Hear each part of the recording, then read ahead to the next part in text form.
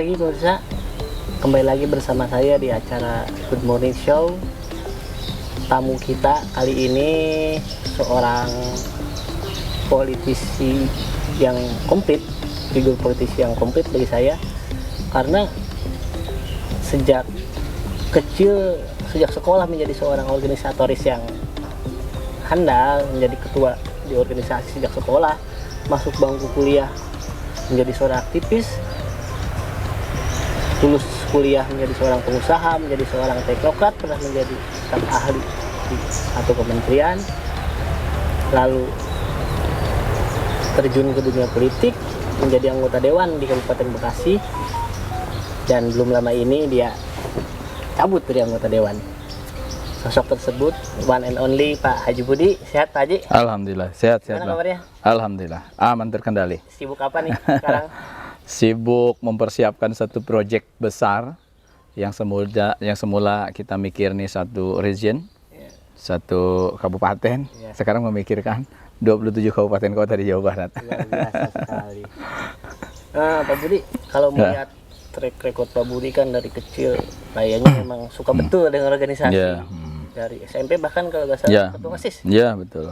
Bisa diceritakan terlebih dahulu, ini saya penasaran juga masa kecil Pak Haji Budi itu seperti apa. Terus apa yang trigger Pak Budi akhirnya terjun ke dunia politik? Bisa ceritakan Pak Budi? Ya. Jadi memang pertama saya jelaskan ya, saya sekolah di SDN Tunas Karya yang sekarang terjadi perubahan dengan kebijakan, jadi setiap nama sekolah SD itu ngambil ke nama desa. Jadi SDN Pasir Tanjung 03 yang ada di Kecamatan Cikarang Pusat, Kabupaten Bekasi ya. Nah, memang basically saya, karena memang mungkin saya dibesarkan dari keluarga pendidik juga, bapak saya guru, ibu saya ibu rumah tangga. Kemudian juga memang saya tidak tahu ya organisasi ini muncul dari mana, tapi memang itu menjadi habit gitu, menjadi kebiasaan, menjadi kesenangan. Sejak di SD ya, di SD saya ketua regu di Pramuka, kemudian di SMP saya ketua OSIS, di SMA juga aktif saya di bidang keagamaan dan keilmiahan. Waktu itu fokus di SMA, dan waktu di IPB akhirnya saya pun aktif di organisasi sejak masuk sampai menjadi ketua BEM di salah satu fakultas di IPB. Dan itu sesuatu yang secara alamiah saya rasakan menjadi sebuah fashion yang saya pikir ya mungkin dengan sendirinya, tapi memang akhirnya dilatih, dibiasakan, kemudian menyesuaikan gitu kan, untuk agar ada improve, perbaikan baik itu sebagai mahasiswa saat itu pun juga sebagai aktivis sesuai dengan zamannya, kurang lebih gitu Bang Maesa. Kalau nggak salah Pak Budi juga sempat jadi ini pemirsa, jadi staf ahli di satu ya, jadi kapan? Jauh hari sebelum lulus, saya 2 tahun sebelum lulus, kebetulan tahun 2000 itu saya ketua BEM, ngadakan kegiatan yang namanya Temu Kangen Alumni, hadir hampir 500 alumni IPB, yang saat itu ada yang jadi Menteri Keuangan malahan waktu itu, alumni Perikanan IPB, tapi jadi Menteri Keuangan, karena itu tahun 2000 ya, Pak Priyadi Prapto Suharjo, termasuk juga beberapa alumni lain IPB yang banyak menjadi tanda kutip ya, aktif di kementerian termasuk jadi pengusaha. Nah, pas acara itu akhirnya saya dilirik oleh salah satu alumni yang bedanya 15 tahun. Beliau adalah salah satu direktur hotel di Kemayoran, Nam Center, yang kebetulan bapaknya beliau itu adalah mantan dekan di saya, pembantu rektor 1 Unpad, dan juga aktif di kementerian di Badan Ketahanan Pangan saat itu, Pak Profesor Gunawan Satari. Beliau jadi ketua tim ahli menteri. Nah, saya tahun 2000 pas jadi ketua BEM itu ditarik menjadi staf tim ahli kementerian Kementerian Pertanian gitu. Kalau kita mungkin ketika lulus atau belum lulus jadi mahasiswa kayaknya masih sibuk tentang nongkrong. Iya. Jadi sudah jadi staf di salah satu kementerian, luar biasa sekali. Suatu pengalaman yang betul. Saya kira itu privilege orang yang aktif di kampus. Betul. Tidak banyak orang mendapatkan hal itu ya, betul. Nah, sebelum jadi politisi itu Pak Budi kan seorang pengusaha, orang mengenal. Pada waktu itu bekerja jadi pengusaha di sektor apa Pak Budi, kalau boleh tahu? Jadi memang sebagai aktivis itu kita banyak menilai, karena kita sadar bahwa banyak sesuatu hal yang kita pikirkan yang dampaknya terhadap beban-beban pikiran maupun biaya. Akhirnya saya memikirkan gimana caranya mengawinkan, kasarnya kan, dua kekuatan besar yang ada di Indonesia dalam konteks pemikiran ya, menjadi politisi yang di dalamnya juga sebagai aktivis dan juga sebagai pengusaha yang harapannya adalah mampu memberikan kehidupan terhadap pergerakan aktivitas kita kan gitu Bang, gitu kan. Kita sadar juga aktivitas ataupun aktivis tanpa logistik juga kan anarkis Bang. Gitu. Nah, saya coba memperkuat di bidang usaha yang memang sejak lulus saya juga langsung, memang sebelum lulus sudah bahasanya udah bekerja, lulus juga langsung kegiatan-kegiatan bekerja dan usaha. Ya, usahanya hari ini memang karena di sini industri, awalnya saya memang ada juga di beberapa sektor kegiatan lah, di limbah industri, kemudian juga di manpower rekrutmen, manpower supply gitu, kemudian juga di cleaning service, di landscaping, pertamanan, Delta Mas ini jadi mitra saya. Jadi pendekatan usaha saya itu memang kalau bobot passion saya mungkin di organisasi. Walaupun alhamdulillah juga punya passion sebagai pengusaha gitu ya. Senang usaha gitu kan. Itu sangat saling support gitu Bang. Nah, yang terpenting adalah agar langkah-langkah strategis kita, tanda kutip ya, memberikan kontribusi kepada bangsa dan negara ini, harapannya dengan tidak membebani orang lain. Sebetulnya itu yang memberikan spirit saya gitu Bang Mahesa. Menarik sekali pemirsa. Itu yang saya sebut sebagai sosok dan figur yang komplit, karena sudah melewati banyak pengalaman dari mulai tadi organisasi, termasuk sukses di bidang usaha, di berbagai macam sektor usaha bahkan gitu. Nah, tadi kan Pak Budi bilang sekarang ini sedang punya rencana besar ke depan secara pribadi maupun orang-orang di lingkungan Pak Budi. Ya, betul. Tapi perlu diketahui pemirsa, sebelumnya Pak Haji Budi itu adalah anggota DPRD Kabupaten Bekasi dari Partai PKS. Nah, sebelum saya bertanya apa yang membuat Pak Haji Budi mundur, ada pertanyaan dari publik juga ini. Iya, pasti. Sebenarnya Pak Haji Budi ini mundur atau dimundurkan?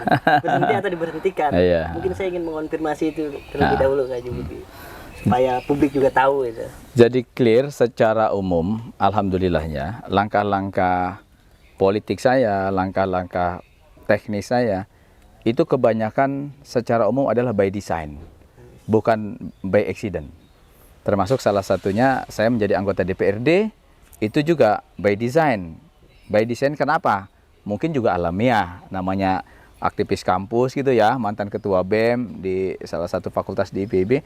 Ya memang kalau bicara trayek, memang trayeknya politik kan gitu Bang, gitu. Trayeknya memang kalau pimpinan-pimpinan kampus itu ya sama dengan belajar sudah jadi pimpinan-pimpinan di lingkungan wilayah, daerah gitu ya. Gitu, termasuk menjadi anggota DPRD, mungkin jadi bupati, wakil bupati, gubernur, wakil gubernur pun juga mungkin jadi menteri ya. Nah, termasuk masalah tanggal 23 Desember 2022 saya sudah di PAW itu pure by design. Jadi saya mundur sejak bulan Juni karena apa? Satu, saya di DPRD tanda kutip sudah merasa sudah cukup gitu kan. Saya menyerap informasi sebagai wakil rakyat, termasuk berusaha memproteksi, mengadvokasi tanda kutip konstituen saya dan masyarakat Kabupaten Bekasi. Dan saya berpikir ini harus naik kelas dari sisi pendekatan urusan. Karena tidak mungkin saya sebagai orang terdidik ini melakukan sesuatu hal yang sama terus-menerus, yang saya sudah, kalau dalam bahasa saya, sudah tidak ada menarik lagi, tidak ada tantangan lagi. Maka berpikir bahwa DPD salah satu alternatif jalan tengah agar saya juga keluar dari partai secara struktural. Harapannya secara personal tetap saya adalah kader PKS. Gitu Bang. Disebutin Pak Budi pemirsa. Jadi rencana besar yang dimaksud adalah mau nyalon ketua DPD. Nyalon DPD. Anggota DPD RI mewakili Jawa Barat. Tapi begini Pak Budi. Yap. Setahu saya biasanya orang itu berhenti jadi anggota DPRD itu kan by accident tadi ya. Ada konflik. Dan itu pasti tracknya panjang. Yap. Banyak berkonflik dulu di internal. Apa tanggapan partai ketika pertama kali mendapat informasi Pak Haji mau ngundurin diri dari parlemen? Jadi memang kalau bahasa mungkin tidak bermaksud hiperbolik ya. Jadi saya selalu ingin mengkreasi terhadap sesuatu hal yang baik, yang memang bukan biasa-biasa saja, juga bukan luar biasa, tetapi bahasa saya adalah di luar kebiasaan gitu. Dan ini saya praktis dari bulan Juni, dan saya sampaikan kepada partai, saya punya rencana akan ikut bakal calon DPD RI, walaupun semestinya tidak mesti mundur juga. Ada beberapa kawan-kawan DPRD di Sumatera Utara, calon DPD ya calon, termasuk wakil gubernurnya Jawa Tengah, calon DPD nggak mundur. Tapi karena saya ingin fokus gitu kan, serius gitu kan, dan juga ingin memberikan ruang juga kepada junior-junior saya secara politik di Kabupaten Bekasi agar merasakan juga menjadi anggota DPRD. Karena itu bentuk juga percepatan regenerasi gitu, ketokohan, kepemimpinan, kaderisasi kan gitu Bang. Gitu. Jadi saya ke situ tuh. Nah, dengan harapan saya juga fokus, di sisi lain juga ada yang terupgrade karena kebijakan saya, dan saya lakukan itu ke partai. Memang partai cukup kaget karena pertama tidak mesti mundur gitu, tetapi sekali lagi saya ingin fokus. Yang kedua, ini proses berjalan baik dan kita desain saya dengan pihak partai kalau bisa nanti Desember selesai, dan itu alhamdulillah sesuai dengan planning. Bulan Juni saya mengundurkan diri, diproses ke Sekwan, diproses ke internal partai ya, termasuk sampai ke presiden partai Ustadz Ahmad Sehu, sampai akhirnya ke gubernur Jawa Barat gitu. Kalau accident itu bisa setahun, bisa 2 tahun, bisa nggak selesai kan gitu Bang. Kalau ini clear dan dinyatakan oleh staf partai yang mengurusan dengan saya, betapa mudah urusan dengan ente, urusan pergantian. Oh sangat mudah, orang sayanya yang memang ingin mundur, bukan dimundurkan. Jadi perlu dicatat masyarakat Bekasi dan masyarakat Jawa Barat, saya hari ini menjadi bakal calon anggota DPD RI dan telah berhenti menjadi anggota DPRD Kabupaten Bekasi bukan karena dimundurkan, tapi karena memang saya mengundurkan diri gitu. Start karena memang sudah direncanakan jauh-jauh hari gitu. By design. Banyak sekali informasi yang harus kita gali dari Budi dan belum selesai. Tadi beliau sudah membocorkan akan menyalonkan diri sebagai anggota DPR RI. Kita akan bertanya kenapa alasannya harus DPD RI, why DPD RI, kenapa tidak DPR RI misalkan, atau biasanya kan orang ketika ingin naik karir politiknya menginjak di DPRD provinsi. Nanti akan ditanyakan di setelah komersial berikut.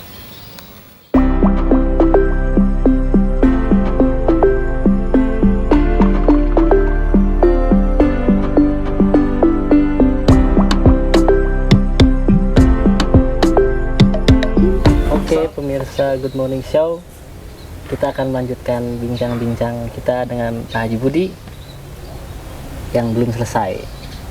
Pak Haji Budi, tadi saya sudah singgung, kenapa DPD RI? Kenapa bukan DPR RI? Yep. Atau orang kan sering menganggap setelah DPRD kabupaten itu orang kalau ingin naik karir politiknya ya DPRD provinsi dulu lah. Ya. Kenapa DPD RI? Itu kan jadi pertanyaan. Ya. Jadi saya sebetulnya ada berbagai alasan ya Bang. Kalau bicara pendekatan pertanyaan sebelum terhadap jawaban, sebetulnya secara politik internal saya direncanakan masuk dalam Bacalek DPR RI. Saya sudah dikasih info pada posisi 120%.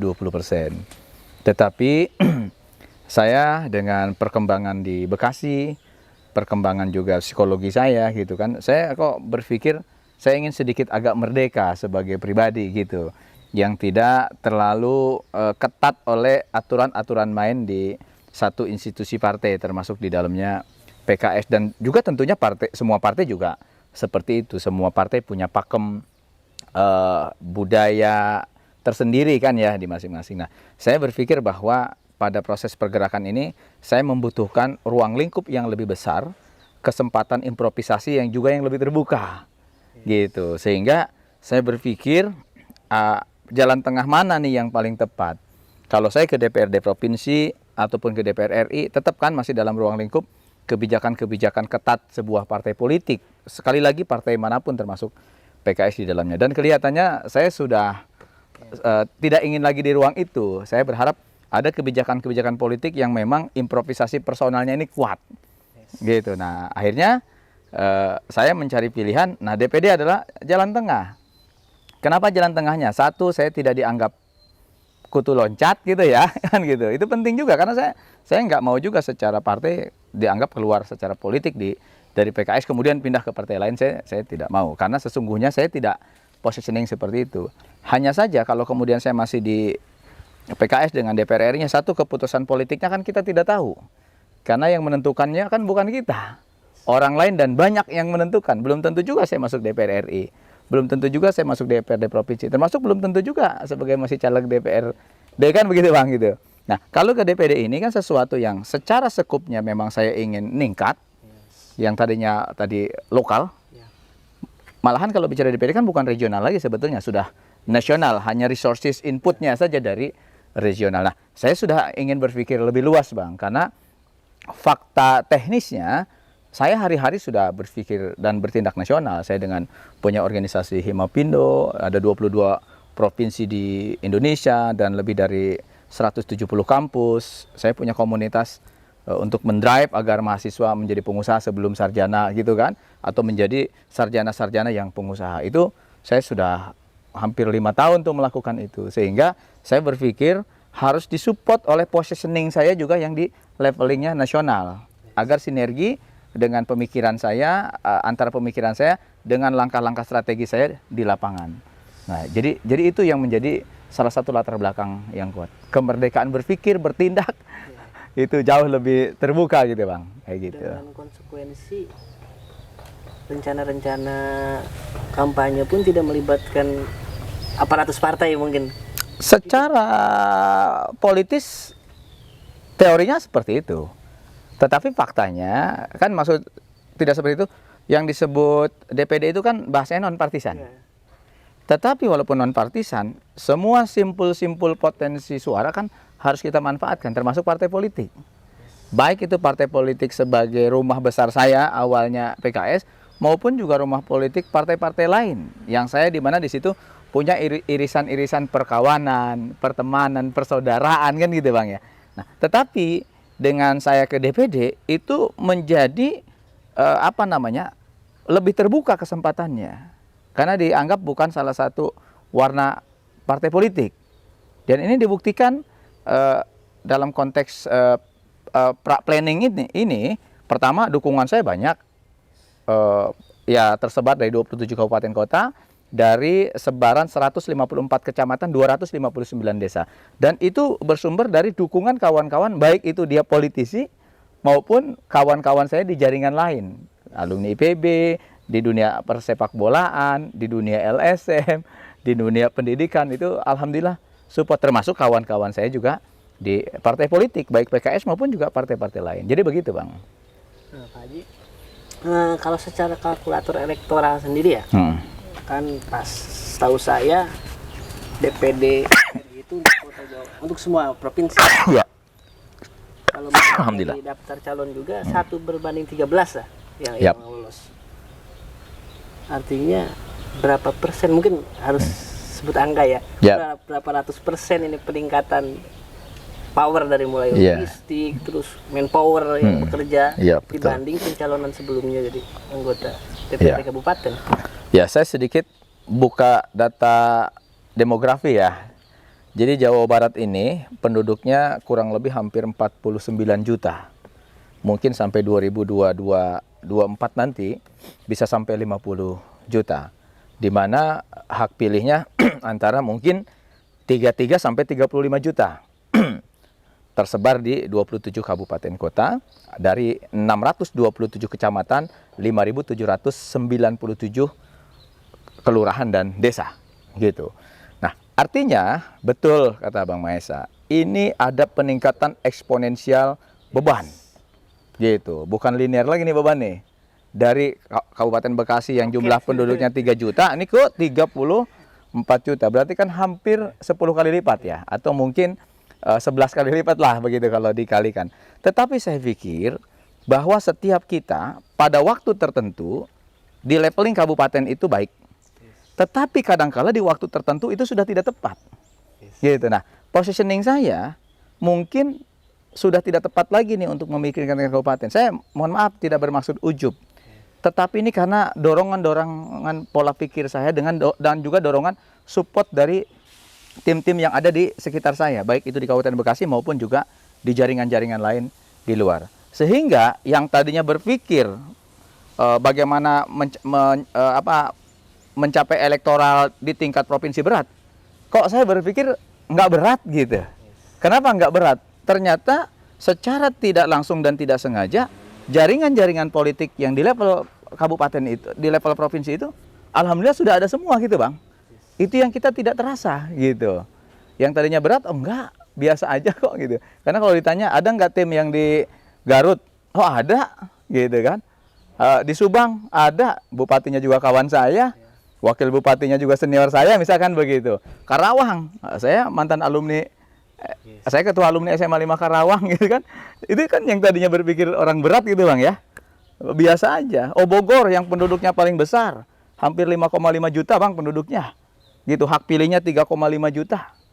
Basic saya dari IPB, di situ banyak alumni kawan-kawan saya misalnya contoh. Sehingga kan yang tadinya kalau secara teknis berat, tetapi secara filosofi strategis kita ungkap data-data tadi nggak berat lagi gitu. Biasa saja ternyata kan gitu. Ketika instrumen-instrumen networking personal garansi kita itu sudah terbangun secara alamiah. Kurang lebih begitu tuh.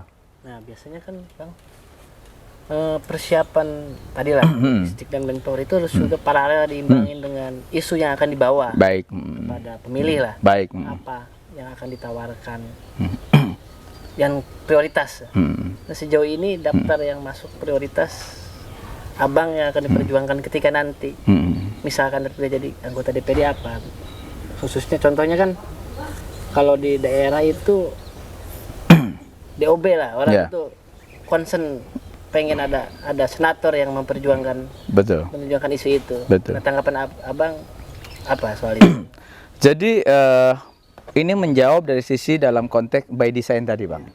Jadi saya ke DPD RI itu bukan hanya irisan ingin berbeda, ingin merdeka dari sisi kungkungan kebijakan partai politik, bukan itu. Tapi memang ada satu visi, tujuan, cita-cita juga yang memang sudah menjadi bagian yang sangat terpikirkan oleh saya dan sudah saya tulis dalam dokumen visi misi saya sebagai bakal calon anggota DPD RI. Jadi DPD RI memang dari sisi kewenangannya hari ini boleh dianggap masih lemah. Gitu. Lemah karena memang undang-undang, tinggal masalah undang-undangnya perkuat ya jadi kuat juga kan gitu. Tetapi memang pasti beda dengan DPR RI. Nah, ada dua isu besar sebetulnya yang menjadi tupoksinya DPD, walaupun ada beberapa tupoksinya. Satu yaitu masalah bagaimana senator ini, DPD ini memperjuangkan terkait dengan hak-hak daerah, terkait dengan perimbangan keuangan.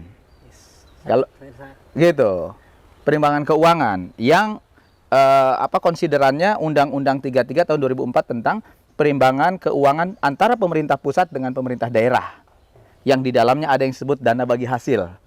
Walaupun kemudian sudah ada perubahan lagi menjadi Undang-Undang Nomor 1 Tahun 2022 tentang keuangan antara pemerintah pusat dan daerah. Saya belum pelajari betul. Tetapi nanti di turunannya di dana bagi hasil itu yang akan menjadi saya concern. Mungkin nanti saya bahas pada season pertanyaan lain. Yang kedua, terkait dengan percepatan pembangunan di sebuah wilayah, khususnya Jawa Barat, yang kita bandingkan dengan daerah-daerah lain. Gitu, terkait dengan pemekaran wilayah. Sekarang kita sedikit baca data, Bang. Jawa Barat 27 kabupaten kota dengan luasnya hampir 35.000 km persegi, penduduknya 49 juta, hanya ada 27 kabupaten kota. Jawa Timur memang secara luas lebih luas. Penduduknya hanya 40 juta, Bang. Beda 9 sampai 10 juta nanti. Tapi kabupaten kotanya ada 38. 27, 38. Beda 11. Jawa Tengah penduduknya antara 35 sampai 36 juta. Luas wilayahnya juga lebih kecil dari Jawa Barat, tapi dia 35 kabupaten kota. Gitu. Jumlah penduduknya hampir 15 juta bedanya dengan kita. Nah, ditambah lagi kalau kita lihat ada beberapa daerah yang tadi saya ungkap, Bogor. Bukan hanya luas Bogor itu, tapi juga padat. Gitu. Kita sampai satu kabupaten 5 juta, di beberapa wilayah Sumatera saja, itu Sumatera Barat hanya 3 jutaan penduduknya. Gitu. Apalagi kalau bicara kita di Kalimantan Utara. Kalimantan Utara saja tidak sampai 1 juta jumlah penduduknya. Gitu. Salah satu kabupaten di Papua, Kabupaten Supiori, hanya 24 ribuan penduduknya. Kita di Kabupaten Bekasi ataupun di beberapa wilayah kabupaten di Jawa Barat itu bisa satu kelurahan itu Bang, 24 ribu, 25 ribu itu kan, kayak gitu. Nah, sehingga kalau saya sudah membaca data, salah satu tugas yang sangat penting dari DPD RI wilayah Jawa Barat itu memang harus mempunyai kemampuan akademik, analitik, politik yang kuat, gitu. Bukan untuk hahihi gitu loh. Karena ada PR besar strategis yang sangat perlu diperjuangkan secara fokus, lokus dan juga kuat komunikasi politiknya adalah terkait dengan pemekaran. Sedikit saya baca Bang, Bekasi. Sudah lama ini Bekasi, harusnya ada Kabupaten Bekasi, ada Bekasi Utara. Walaupun mungkin nama lain bisa Kabupaten Cikarang atau Kota Cikarang, ada Kabupaten Bekasi, gitu kan. Kemudian Karawang malah isunya bisa jadi 3 Bang. Gitu, Kabupaten Karawang sendiri atau Kota Karawang, Kota Cikampek gitu kan, malahan ada yang berpikir Kabupaten Rengas Dengklok kan begitu ya. Kayak gitu. Ya memang penduduknya juga sudah hampir 2 juta juga kan Karawang. Mendekati 3 juta gitu. Kemudian kita geser lagi ke Subang. Subang juga sama, itu ada Subang Utara, Subang Selatan gitu kan. Indramayu Barat gitu. Cirebon Timur. Nah, itu kan jadi isunya kan Cirebon Timur. Termasuk bicaranya Garut gitu. Garut hampir 400 desa, Bang. Penduduknya terbesar kelima di Jawa Barat. Gitu, hampir 400 desa, sekian luasnya, itu harusnya jadi Garut Selatan. On proses juga itu belum selesai. Kemudian Sukabumi, kabupaten paling luas tuh, hampir 4.000 kilometer persegi. Itu juga bisa bukan hanya Garut Selatan, Bang. Bisa juga Pajampangan gitu ya, gitu kan isunya kan. Kabupaten Pajampangan, Kabupaten Sukabumi Selatan termasuk Kabupaten Sukabumi. Termasuk Bogor. Bogor itu kan isunya ada Bogor Barat, kemudian Bogor Timur, termasuk Kabupaten Bogor, nggak tahu di mana dengan ibu kotanya mungkin Cibinong. Dan ini PR berat yang selama ini saya mohon maaf autokritik, saya juga anggota DPRD, bukan maksudnya menganggap sesuatu hal dengan saya tidak melihat tuh DPD RI yang ada di Jawa Barat itu concern dan terlihat gitu. Bukan hanya concern, mungkin harus terlihat gitu maksud saya. Concern terlihat dan dirasakan. Walaupun mohon maaf saya tidak maksudnya saya juga tidak banyak tahu kinerja DPD selama ini. Dan ini PR berat yang itu sudah menjadi bagian dari by design saya melalui visi misi tertulis saya yang akan jadi kekuatan komunikasi politik dengan publik Jawa Barat. Gitu, Bang. Provinsi juga setahu saya membuat tim percepatan. Ya, betul. DOB yang ditopang juga oleh beberapa anggota DPR RI yang ikut rembuk itu di sana. Bahkan ketuanya kalau tidak salah salah satu ketua partai di provinsi. Yep. Nah, persoalan utamanya adalah masih adanya moratorium dari pusat, dari pemerintah pusat. Nah, Abang sendiri menilai problem yang sedikit rumit itu seperti apa dan apa kira-kira yang akan dikerjakan DPD ketika nanti Abang? Setuju. Moratorium itu kan kalau ibarat sebuah proses pertandingan panjang ini kan di final. Gitu. Dan kita pahami bahwa yang namanya dinamika regulasi itu kan sangat dinamis. Maksud saya adalah bahwa hari ini kita ada moratorium, tetapi tahapan-tahapan sesuai undang-undang terbaru, karena kita punya visi nggak tahu 1, 2, 3, 5 tahun ke depan terkait dengan kebijakan politik. Yang penting kita siapkan saja. Gitu. Karawang, Subang, Indramayu, mohon maaf saya sebutkan Garut, Bogor, Sukabumi, termasuk Kabupaten Bekasi, ya tokoh-tokoh politiknya, tokoh-tokoh masyarakatnya segera membangun komunikasi secara administratif, gitu. Jangan nunggu nanti moratorium dibuka baru diurus, kelewat lagi pada saat dibuka. Jadi maksud saya mah jangan mikirkan kapan finalnya. Pertandingannya, tahap-tahapannya di input dan prosesnya kerjakan saja, agar pada saatnya nanti moratorium itu dibuka, kita tinggal mengajukan peraturan presidennya saja, gitu Bang. Itu yang menurut saya harus dilakukan, gitu. Setuju sekali saya Pak Haji. Karena saya mungkin orang yang nanti akan menagih janji itu karena saya orang yang saya kira mendukung adanya DOB tadi dengan rasionalisasi dana karena bakal nyambung juga dampaknya ke situ. Perimbangan daerah itu. Oke pemirsa, masih banyak yang akan kita bicarakan dengan Haji Budi. Kita bertemu lagi setelah komersial berikut ini.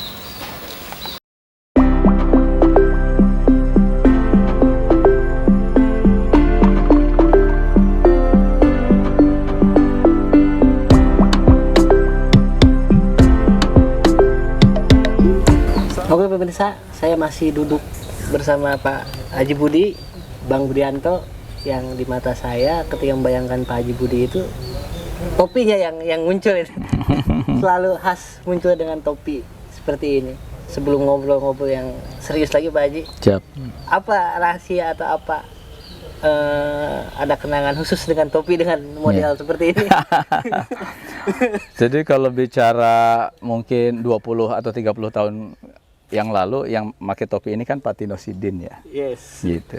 Nah, kalau saya bukan itu rujukannya, Bang. Jadi beberapa waktu yang lalu ada penyanyi dari Swedia ya. Namanya Maher Zain. Yes. Tinggi, ganteng, suaranya bagus. Topinya pakai ini. Saya hanya bisa mengikuti dia pakai topinya doang, Bang. Nyanyinya nggak bisa. Jadi begitu. Maher Zain made in Cikarang. Nah, ini Maher Zain made in Cikarang gitu, Bang. Oke, Pak. Oke. Tadi kan Abang sempat bahas juga dana perimbangan. Siap. Nah, mungkin tidak banyak yang tahu bagaimana kondisi real perimbangan hari ini yang dibagi pusat ke daerah. Betul. Nah, setahu Abang yang pernah duduk di kursi anggota DPRD kabupaten juga, seperti apa realita dana bagi hasil dari pusat itu, dan apakah memang belum optimal? Ada hal lain yang bisa digali oleh daerah, hak daerah dari pusat? Iya, jadi memang saya sedikit sudah banyak memahami ya terkait dengan keuangan daerah, baik itu yang disebut PAD gitu ya, yang memang kewenangannya diserahkan ada di daerah dan kemudian langsung masuk ke kas daerah.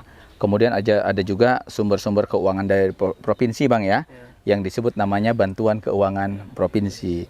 Kemudian ada juga bantuan-bantuan dari pemerintah pusat yang disebut namanya DAU. Ada juga DAK yang sudah dialokasikan untuk apa yang sudah ditentukan oleh pemerintah pusat. Nah, sebetulnya mungkin itu juga sudah sangat bagus. Tetapi saya berpikir bahwa ada satu PR besar, khususnya kita di Jawa Barat dan wabil khusus lagi sebetulnya di daerah-daerah yang memiliki kawasan industri gitu. Saya tidak bermaksud tidak membahas yang lain, hanya membahas industri ini hanya sebagai salah satu sampel terkait dengan bagaimana kita bisa mengoptimalisasi sebuah pengembangan daerah dengan berdasar resources yang ada, gitu loh Bang. Kita punya pengalaman beberapa puluh tahun yang lalu sebelum 2004, Bang, yang namanya Bupati Kutai Kertanegara itu Pak Saukani sebagai daerah penghasil migas, tetapi tidak dapat apa-apa. Tapi kemudian melakukan pergerakan politik, mendorong amandemen undang-undang, sehingga keluarlah Undang-Undang Nomor 33 Tahun 2004 tentang dana perimbangan keuangan pemerintah pusat dan daerah. Sehingga ada tuh yang disebut namanya bagi hasil. Migas itu 15,5% ke daerah penghasil, 6% ke kabupaten. Sehingga Kutai Kertanegara itu menjadi salah satu kabupaten tanda kutip terkaya saat itu.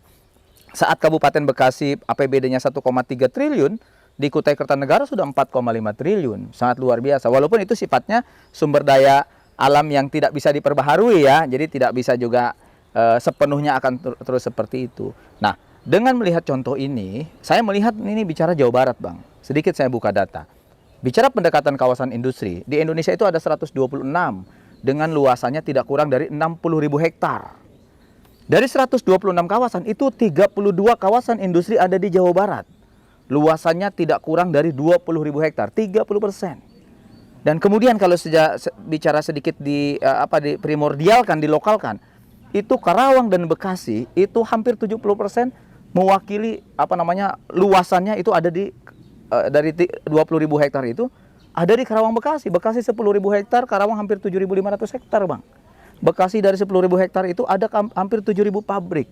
Karawang yang 7.500 memang baru 2.000-an pabrik karena memang belum terisi banyak. Praktis dari sisi pendekatan resources sumber daya alam buatan, Jawa Barat itu kontribusinya sangat besar kepada keuangan pemerintah pusat. Baik itu dari PPN maupun PPH Badan dan juga dampak-dampak ekonomi lainnya. Tetapi yang perlu dicatat, Bang, berbeda dengan resources sumber daya alam yang hari ini sudah ada masuk dalam kategori dana bagi hasil.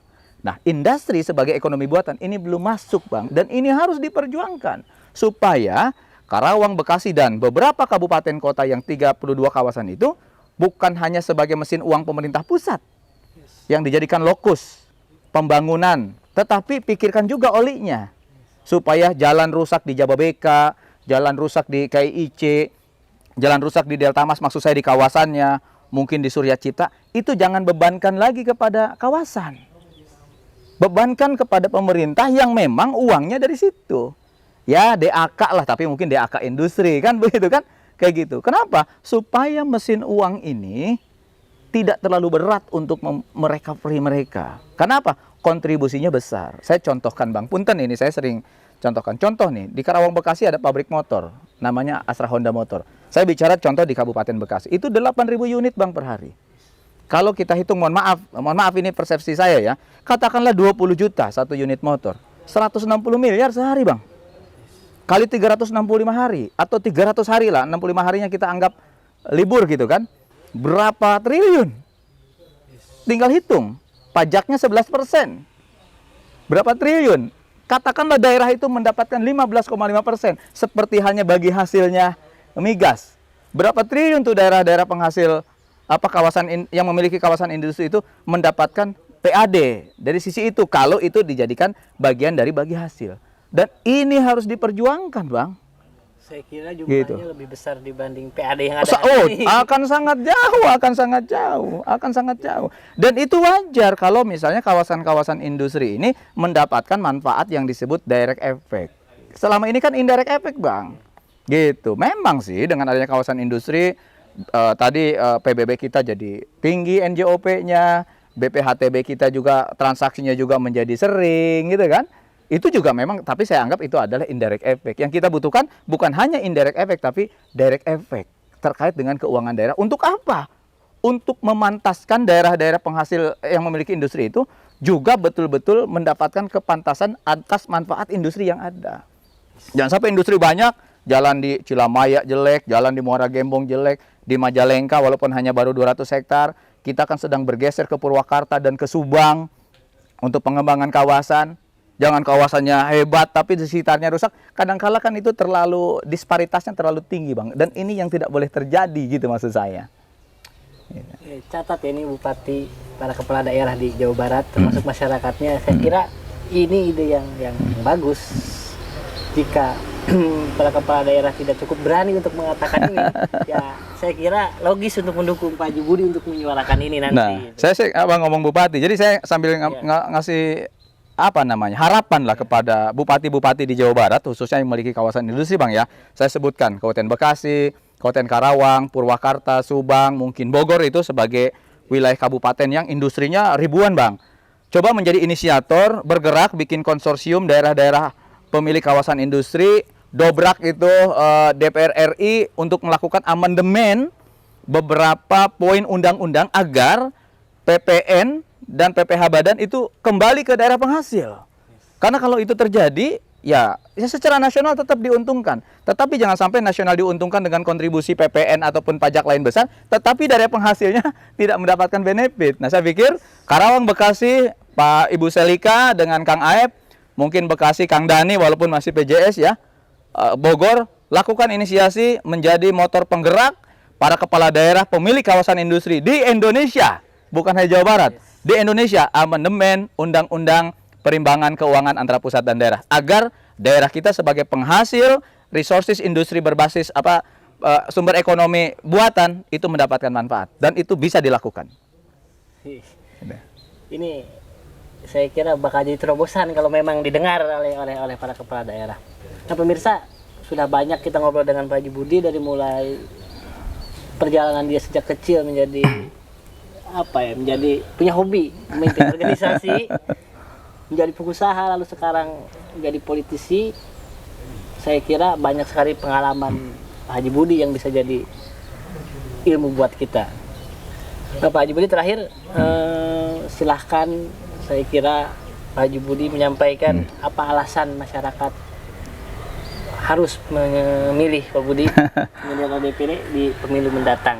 Saya kira ini perlu diketahui oleh masyarakat. Siap, terima kasih Bang Maesa. Jadi saya sampaikan kepada masyarakat di Jawa Barat bahwa Jawa Barat merupakan kabupaten terdekat dengan ibu kota yang juga merupakan provinsi terdekat di ibu kota dan juga merupakan provinsi termaju. Tentunya kita membutuhkan gerak-gerak perjuangan-perjuangan yang lebih maksimal dari sisi pendekatan konsep, dari sisi pendekatan regulasi maupun pendekatan-pendekatan lainnya. saya insya Allah termasuk yang sudah banyak mempelajari tentang itu Bang. Tupoksi DPD itu apa, kemudian langkahnya harus bagaimana, dengan siapa. Alhamdulillah semuanya sudah saya pikirkan dan sudah saya tulis dalam bentuk top visi misi Budianto menuju DPD RI. Dua hal yang paling penting yang akan saya perjuangkan, satu adalah bagaimana Jawa Barat mendapatkan haknya sebagai pusat kawasan ekonomi yang ada di Indonesia, termasuk salah satunya kawasan industri, agar mendapatkan manfaat yang bukan hanya manfaat turunan, tetapi manfaat langsung. Bukan hanya dampak tidak langsung, tetapi adalah manfaat ataupun dampak langsung, yaitu dengan adanya nanti bagi hasil dari proses kegiatan industri yang ada di Jawa Barat. Yang kedua, PR yang sangat berat adalah bagaimana proses rentang kendali masyarakat Jawa Barat yang dari ujung Pamengpeuk misalnya gitu ya, hanya untuk ngurusin administrasi KK, KTP harus ke Kota Garut, atau dari Jasinga gitu Kang, gitu, hanya untuk ngurus KTP harus ke Cibinong, ataupun Bekasi dari Muara Gembong harus ke Cikarang, ataupun mungkin dari Haurgelis harus ke Indramayu misalnya gitu ya Bang ya, gitu. Nah, ini tentunya akan kami perjuangkan agar ada proses percepatan daerah otonomi baru menjadi kabupaten-kabupaten baru, Karawang dengan kota Cikampeknya, harapannya mungkin juga dengan Kabupaten Rengas Dengklok gitu ya, Subang yang selatan kotanya yang mungkin ada Subang Utara, Indramayu, Indramayu Barat biar ada kabupaten baru, kemudian Cirebon Timur gitu ya, kemudian mungkin Garut Selatan, kemudian Sukabumi Selatan, Pajampangan, termasuk Bogor Timur, Bogor Barat. Nah, saya pikir itu akan menjadi PR saya sebagai bakal calon anggota DPD RI, dan jika Allah takdirkan masyarakat mendukung saya menjadi anggota DPD RI, PR untuk Barat menuju lebih nyaman, lebih sejahtera. Insya Allah bersama-sama kita bangun Jawa Barat untuk memastikan kita membangun Indonesia di Jawa Barat. Terima kasih Bang Maesa.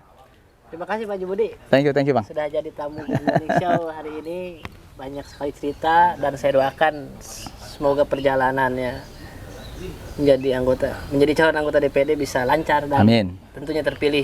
Insya Allah. Mirsa Good Morning Show, ketemu lagi dengan saya di episode selanjutnya dengan tamu yang tak kalah menarik dengan tamu kita di hari ini. Terima kasih.